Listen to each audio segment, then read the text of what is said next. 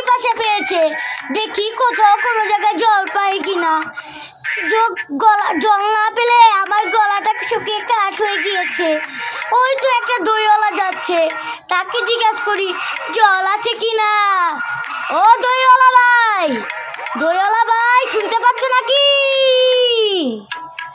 ও ভাই, কানে কি কালা আছে নাকি মনে হয়? ও ভাই! হ্যাঁ বলেন ভাই। আপনার কাছে কি জল হবে? কিসের জল? সাদা জল না কালো জল? না জল কি আবার সাদা কালো হয় নাকি?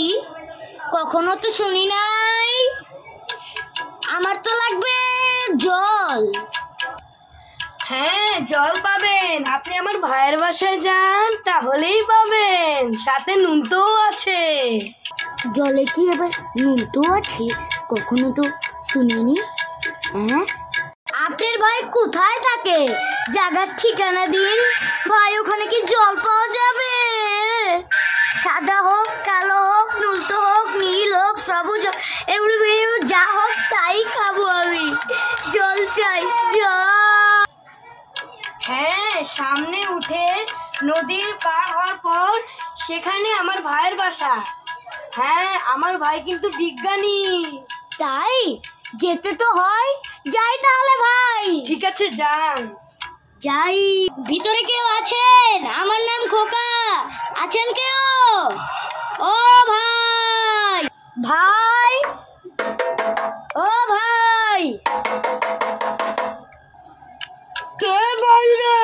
বেহুলা, দরজাটা খোলো তো।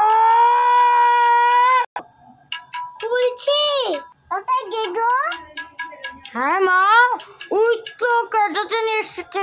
বলছি ভাই, আমার নাম খোকা, আমাকে একটু জল দেবেন?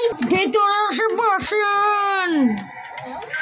বেহুলা, একটি সাদা জল ও একটি কালা জল, ও সাথে এক গ্লাস ভালো জল নিয়ে এসে তো। আনছি স্বামী। ভালো জল তো বুঝলাম, কিন্তু সাদা আর কালো জলটা? ও আপনি বুঝবেন না ভাই, ও আমার এক্সপেরিমেন্ট।